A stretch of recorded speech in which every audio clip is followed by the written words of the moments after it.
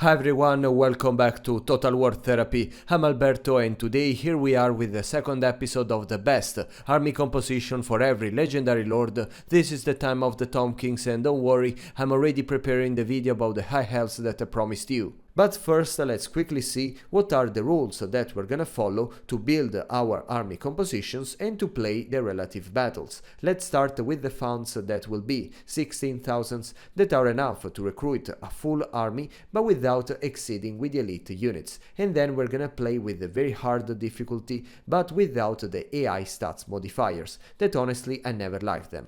And then I know that it looks like an excuse, but I'm not gonna play in the hard mode. Okay, I don't want to show you my supposed great skills with the game. If I have them, I don't know. I just want to play a relaxed battle with all the mistakes, the distractions that can happen, so we can have fun together and learn how to build these specific armies for these legendary lords. Hi, I'm Alberto, I'm a real person and here you will find a beginner's guide, a battle unit roster, tier list, ranking and many shorts, so if you wanna support the channel, please consider to subscribe. Let's start with the Settra, the Unperishable, the boss of the Tomb Kings. I mean, Arkhan could disagree. In any case, I'm looking forward to know what Creative Assembly has in mind for him, because apparently he will have a crucial role in the lore of the end times that is coming with the next DLC because of his nemesis with Nagash. So they're probably tailoring new mechanics around him and I'm excited at this idea. Now, let's talk about some skills that he can unlock over the campaign to boost some of the units in his army. Let's start with Ptra, the Great Father, that together with the restless minions will increase the leadership, the melee defense and the melee attack of both the Tomb Guard units that are in two different versions and the Chariots units, and also the Regiment of Renown version. And then we have the founder of Khemri that together with Ptra, the Great Father, will increase first the hero capacity of the Tomb Princess and then it will also boost the recruit rank. And then at the end we have the Trampler of the Ages that will increase the speed and the charge bonus of every unit in your army. That is great because you can play more offensively, you can take advantage of the boosted speed and charge bonus to try to flank your enemies, to circle around and attack from the back, and now we can try to build an army following these rules. Let me introduce you to the army that I prepared for Settra. As you can see, we built a front line of only Tomb Guards with the shields that of course are the best front line for our late game because they're quite expensive and you need some particular buildings to, create every time if you want to get plenty of them. And also some halberds that in this case we will keep them in the second line, this because we don't know where the large entities are gonna attack us. This Empire army has plenty of cavalry and some flying units, that's why we need some anti-large support that we can decide, after the impact with our front line where to send. Then we get some chariots because one of the units that were boosted by the skills of Settra were the chariots, and of course he get the mount of the chariot of the gods, that is his unique ride, and then a Tomb Prince since is another generic hero that he was boosting with his skills. The army is approaching, we are trying to flank the enemy from both sides, and our front line is just marching upward to fight the enemy. I could have chosen to bring some monsters with me, but since I'm playing with the Empire, I am really scared by the gunpowder units that can debilitate a big monster like the Hero Titan in matter of minutes. That's why I didn't feel comfortable to bring him. As you can see, the Griffon attacks our front line and we were able to send our halberds to address directly him. Our Settra is a little in danger, but is quite resilient, so we don't have to worry that much. There is a land ship here in the army of the Empire that probably it will not provoke that much damage compared to his value, but at the same time is very hard to take down with the units that we have available for our Settra army, and with the chariots that are definitely not the best large units because they are quite weak. They are larger in number compared to the chariot units of the other factions, but they are not great enough to fight against cavalry, melee infantry and so on, so we can just send them to take care of the missile units of the Empire that, as you can see, they are creating a lot of trouble. Okay, now that we have again the ability of the explosion of Settra, we can just send him against a melee infantry, make the explosion, and then we can just go back to take care of you know, most strategic units for the more strategic units for our enemy. Here they're doing a good job, but we're still not gaining enough point in the bar at the top, but we managed to debilitate most of the missile infantry of the enemy. That is great because, as you know, the great power of the Empire relies mostly on them. The Tom Prince is chasing that unit of cavalry, but it's quite hard, and we set free a part of our front line.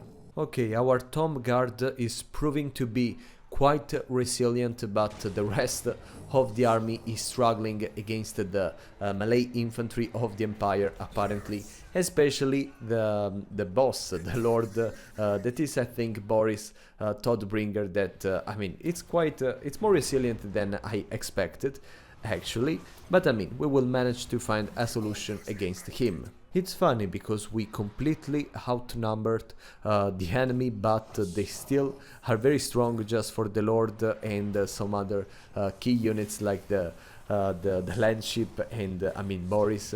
They still have the artillery piece, the war wagons with the mortars that I already told you in many videos. I think they are one of the most powerful units of the entire game because they are mobile. They can you know, throw these cannonballs wherever they want, and then they can, you know, they're enough mobile to escape some hard situations. So we have to, you know, use all our strength to debilitate them, because now that we have most of the infantry and the enemy is not provided anymore with them, we are more vulnerable to the mortars than the enemy, and you know, they don't have to worry anymore about friendly fire. Now you have to remember that the land ship has an explosion ability when it goes down. That's why you cannot surround it with melee infantry, you know, when he's about to you're about to terminate it, okay? But you can just use the cavalry, the characters and so on. But yeah, you should avoid the infantry, because otherwise they will suffer a great damage. There is Boris that he's still at full health. I don't know how this is possible. Yes, now we are trying to move away our melee infantry because it's over for the land ship that is charging us, so we have very little time, but at the end it explodes, and yeah, it didn't hit that much our melee infantry. I don't get why Boris is at full life, as I was saying. Probably he got some kind of a regeneration ability that, I mean, it's quite exciting. Who knows if we are gonna see him as a legendary lord in the game any soon, after they decided that Neferata will be the DLC of the next DLC. I don't know anymore what to say, because I really expected to be Boris, but now I don't think they will make him as a paid character.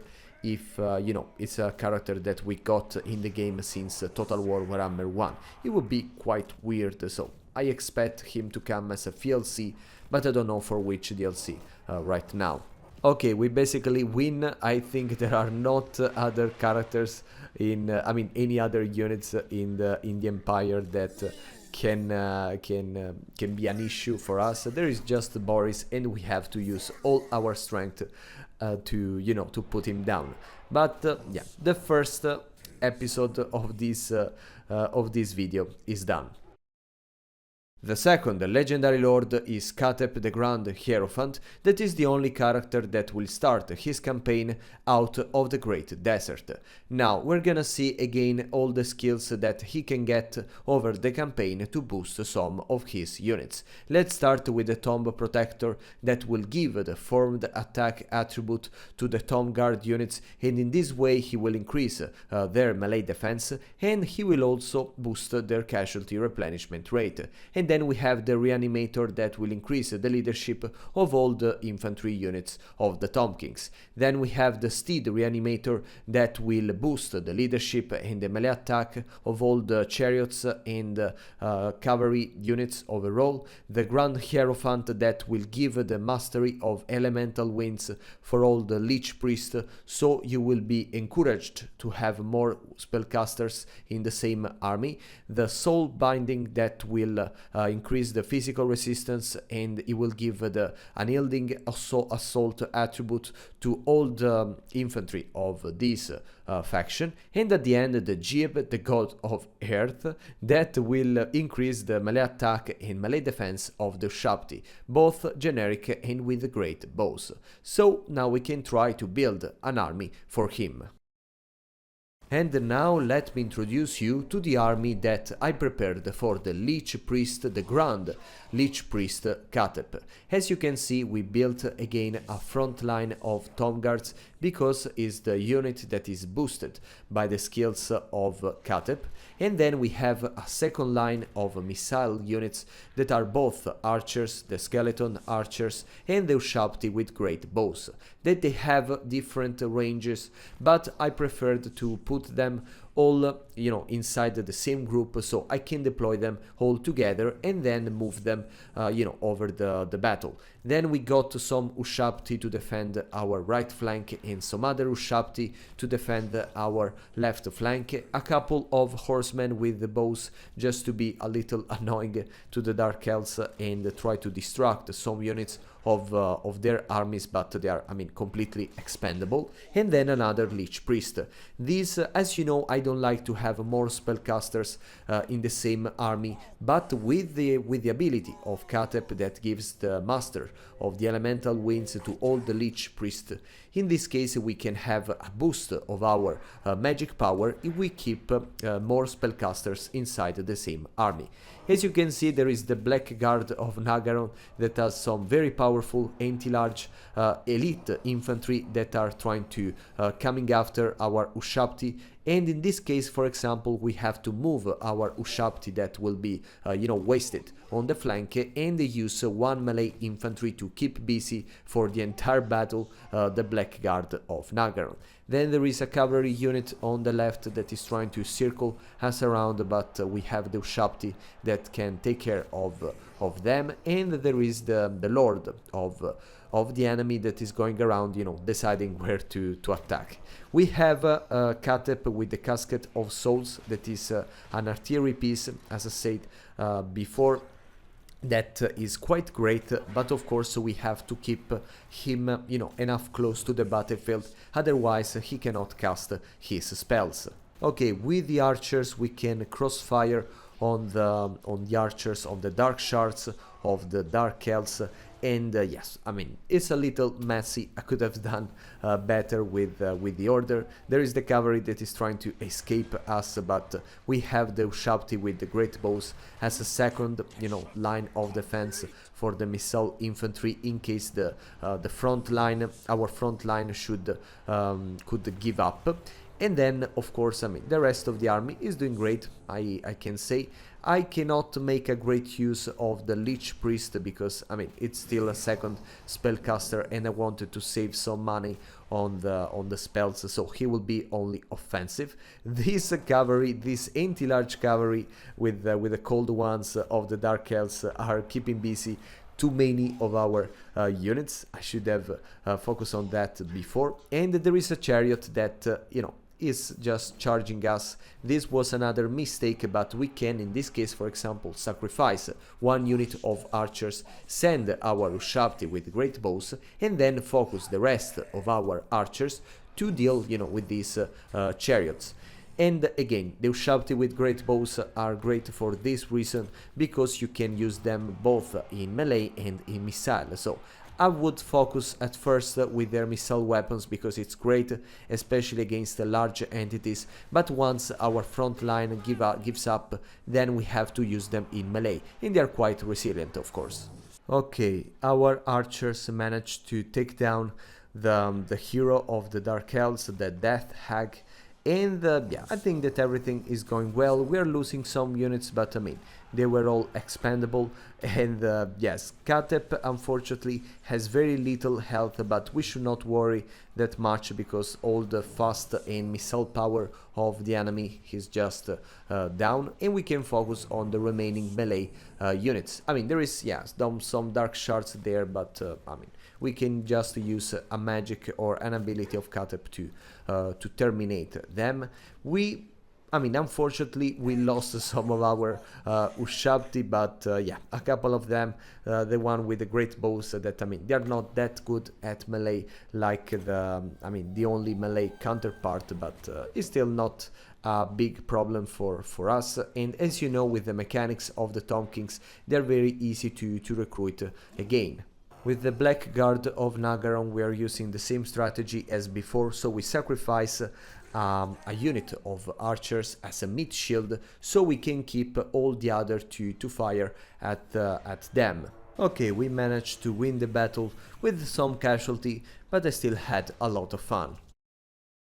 Now it's time for Khalida, that, as you know, she's my favorite legendary lord of this faction. First, for her starting location that is quite interesting, surrounded by Skaven, vampire counts and dwarfs, and then because her nemesis is Neferata, that is another character that I love, and I'm looking forward for Neferata to come to the game so I can chase her with Khalida all around the Darklands, the Empire, and so on. Now we're gonna see the skills that she can get over the campaign to boost some of her units. Let's start with the embodiment of Asaph, that is the god of snakes, if I remember correctly, that will give the immune to contact attribute for the Sepulchral Stalkers and the Necropolis Knights, so all the snake cavalry of the Tomb Kings, and it will also increase the melee attack and melee defense of these units. Then we have the Asaph, the goddess of magic and vengeance, that will increase the Winds of Magic power reserve, but also the missile strength of both the archers of the skeletons and the Sepulchral Stalkers. And then we have the Libera's Best, that will give more ammunition to all the faction, and I mean, in this case especially to the archers that we're gonna use for this army. And now let's build it together, taking into consideration this boost that you can get in the campaign. Now let me introduce you to the army that I built for Khalida.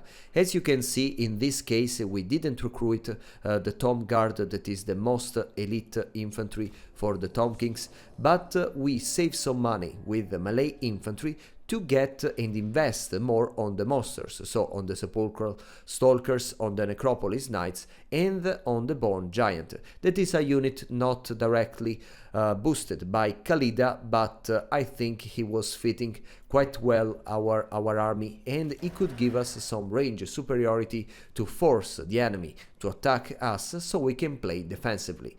As you can see, we built our front line keeping in mind that the enemy army of the vampire counts, of course, they will try to expand the formation to flank us. They cannot see the Sepulchral Stalkers that, I mean, you can see, but they have the stalk, so for them they are hidden. So they think that they are flanking us, but they don't know what it's expecting them. Actually, the Bone Giant has never been that accurate in all my life. I don't know what's happening now. Okay, we are getting ready for the charges from both sides, the left and the right. On the right side, the problem is that there is a unit of halberds that can be a problem for our monstrous units, and on the left we have a flying unit of Vargeist that can be quite powerful, and then the Hex Wraith. That is a magic cavalry that, believe me, is quite strong against our kind of faction. Then we have Khalida in the middle of the army formation that will use her special missile ability to weaken the enemy front line that should not give up in this battle. The flying unit of course attacked our sepulchral stalkers that have the anti-large, so we should not worry, and we can send our necropolis knight to take care of the hex wraith that otherwise they would have charged our back. Then there is a Vargolf that managed to penetrate the formation and to attack one of our archers that if they start to get the leadership dropped, they will cause severe damage to themselves, so we have to be careful. We can send Khalida, but there is not that much to do in this situation. We can just try, you know, to gather all the enemies in the same area and to defend our missile units that will be the damage dealer in this case, even if they are only archers without armor piercing damage for the Tom Kings. But everything is going great. There is Isabella von Karstein as a legendary lord of our enemy army that, I mean, he will resemble the fight that I will have with Neferata with the arrival of the next DLC. This cavalry of the enemy managed to set free from our sepulchral stalkers, and they're gonna probably charge our archers that we can use as a mid shield, while with the other archers we will try to tag them down. But the problem is that they are quite armored. I mean, they're just skeletons, but believe me, that unit of I don't remember the name right now, but yeah, they're quite armored and with a lot of charge bonus, so we have to be extremely careful. And if we decided to sacrifice one archer unit, then we have to focus all the missile power on them. Our necropolis knights are struggling a little with the hex wraith, and yeah, it was expectable, but I hope they're gonna win this fight. The Vargolf, for example, is a very interesting unit because it got plenty of regeneration, so if you want to destroy it, you have to focus all your power on this monster, but you cannot just you know, try to take a little down his health because he will regenerate it. So when it's the moment, we will focus all our fire and melee capabilities on him. But for now we have just to keep him busy so we can win the other fights all around the battles, and then we can you know, decide to focus on him. Okay, our right flank you know, almost completely gave up, so we have to take care of this situation, but at least our left flank is resisting. We almost took down the X-Wraith, but yeah, there is a unit of cavalry that is probably about to charge us, and against the Wraith, the melee infantry Wraith, we can send the Bone Giant, not because he's the right opponent for them, but because I think he can get some kind of magical damage, and you know, they have a lot of physical resistance, so we can yeah, try to save our archers that of course have been charged by the cavalry. This is why it's very important when you play defensively to get some units to protect your back, okay, your back guard, because if you're playing with hard difficulty, the enemy will always try to attack from the back. Okay, our necropolis knights are attacking the cavalry that they are going down. Of course, Isabella is quite resilient, as you can expect, because she's a vampire, and also the melee infantry wraith are getting more stronger than I expected, but I think that overall is great. Our left flank is safe except for Isabella, and on the right we have just a big bunch of zombies and skeletons that, I mean, they are not an actual threat. We have just to take slowly care of them, and the work will be done. Okay, the battle is basically won. Now we are taking down Isabella, and of course the rest of the army will go down with her. Now let's talk about Arkhan the Black. That he's another legendary lord that he will probably get some enhanced mechanics with the arrival of Nagash into the game, because first he's one of the Mortarchs of Nagash, and second because I mean his faction is called the Followers of Nagash, so I expect something. He will get for sure the new mount, the Dread Abyssal, that I mean it's lovely, but for now let's talk about the skills that he get over the campaign to boost some units of the Tom Kings and also some units that are exclusive for him, at least in the Tom Kings faction. Let's start with Usirian, the god of the underworld, that will increase the missile strength of the Casket of Souls, that as you know is one of the best artillery pieces of the entire game for some reason. Then we get the Legions of the Death that will increase the leadership of the entire army and also the melee attack of the Fellbats and the Crypt Ghouls and the charge bonus of the Dire Wolves and X-Wraith units. And then we get the right hand of Nagash that will increase the recruit rank of the units that I just mentioned. And then we have the Lich King that will increase the melee attack of the entire army and also the Winds of Magic. So we can rely on the Vampire Counts units and on the magic to create this army, and we can also make it a little more offensive since we have more melee attack. Now let me introduce you to the final army composition of this Tom Kings video. I'm talking about the army of Arkhan the Black, that is consisting of both units from the Tom Kings rosters and units from the Vampire Counts rosters. And I think that at the end this is a hint of what we're gonna see with the DLC of Nagash, because his faction will be able to recruit both the units of the Tom Kings and the units of all the Vampire factions, so both the Vampire Coast and the Vampire Counts. We created a front line of ghouls and skeletons with the shields that of course we are fighting against a Bretonnia faction that has some missile units. But don't worry, because our ghouls have the stalk, so for now they are unseen from the enemy and they will focus their fire on our shielded units, that as you know they are more protected from missile attack. Then we have Arkhan, that is not the toughest legendary lord, so don't play with him that aggressively. I'm just doing because I don't care that much.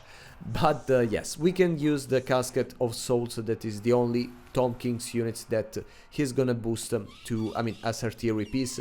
And then we have at the flanks our Hex Wraiths and the Dire Wolves that can just try to flank the enemy or to take care of their cavalry. Of course, the main strength of our Bretonnia opponent is the cavalry, so if we prevent them from charging us all the time, half of the job is done. We can use our bats, that are the only flying units in our roster, to take care of the missile infantry that, in this case they are almost all annihilated. There was an artillery piece too. We lost Arkhan the Black.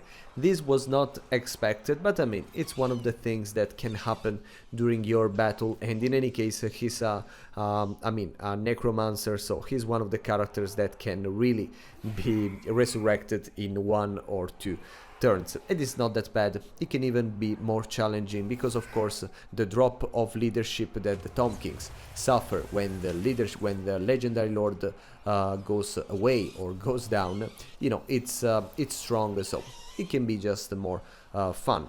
Of course, as I said in the beginning, and this is not an excuse, I'm not playing hard. I don't want to get crazy over this battle. I just want, to play in a relaxing way, and show you that there are many things that can happen, many mistakes that you can do, but the point of the life and of the game itself is that you manage to stand up, to fight back, and to find a solution to to recover from your mistakes, and I think that overall is going great. Of course, as you noticed in the entire video, the biggest issue with the Tom Kings are the characters, because yeah, with the Tom Kings you don't have so powerful monsters or characters that can deal with other legendary lords that you know, are very tough, and this is their biggest weakness. That's why even the, you know, the heroes like the Tom Prince, they are not that strong compared to the average of generic melee specialist in the game. And I'm sorry about that, because you have to you know, play, I mean, it's interesting because you have to play more strategically to cover this weakness, but at the end, you know, it's a very fun faction, and I really wanted a new DLC for them. I hope that the one of Nagash will bring also a legendary lord, because you know, there are so few starting locations, because the 3 legendary lords out of the 4 of this faction, they start all in the same area, and I really need more variety, more power, and only Nagash with a new faction is not enough for me.